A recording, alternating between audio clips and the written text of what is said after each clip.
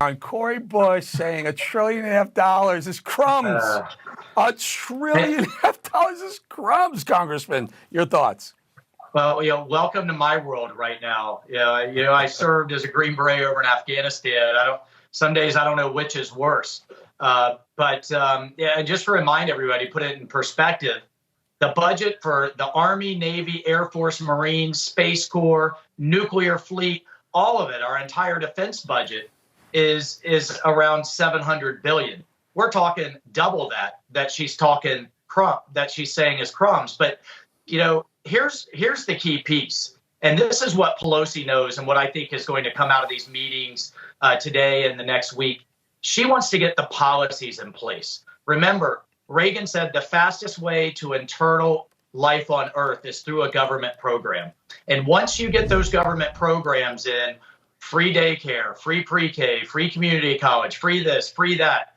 I mean, heck, they're even redefining what it means to have a child. They're saying you can get the child tax credit if it's not your kid. You're just taking care of some. So once she gets those in place and they grow roots, they're going to neck down the figure and just say, okay, it expires in 2025 instead of 2028.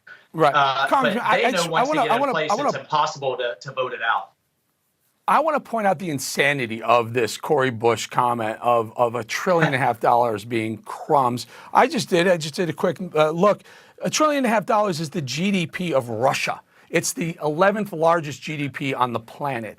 That's just the amount of money extra they want to spend, not the $4.5 or $5 trillion they're spending anyway, just the extra they want to throw. And she says that's crumbs. The entire GDP of Russia is crumbs. One more thought.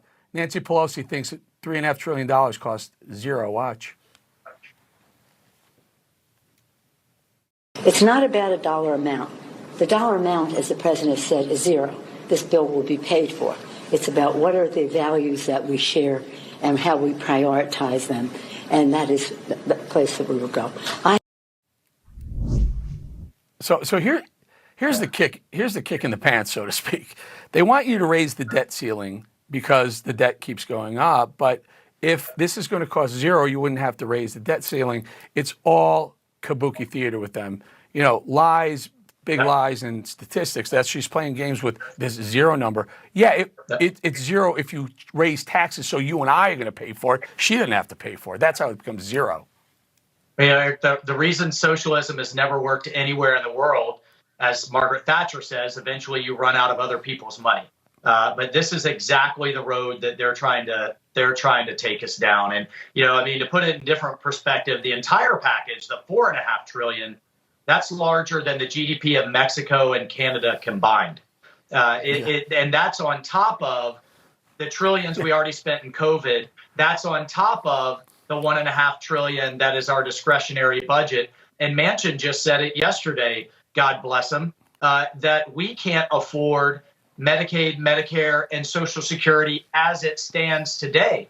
The Congressional Budget Office says it's going to go completely insolvent in the next 5 years. So they have us driving right off a fiscal cliff. And I look at it from a national security standpoint in that the Chinese theory of victory isn't some type of World War III conflagration. It's letting us bankrupt ourselves so that we then can't afford to compete with them. And they've got us right where they want us between COVID and between the socialist style spending. 100%. 100% agree with you. And that number you just threw out there, I love you did that. The extra spending, the 4.7, if they get both packages, almost $5 trillion, it'll be the third largest economy in the world. It'll be the U.S., China, and our extra spending. And that's just the extras. That's just the extra. Just the extra. Just the extra. Congressman Michael Waltz, thank you so much. All right. Thanks, man.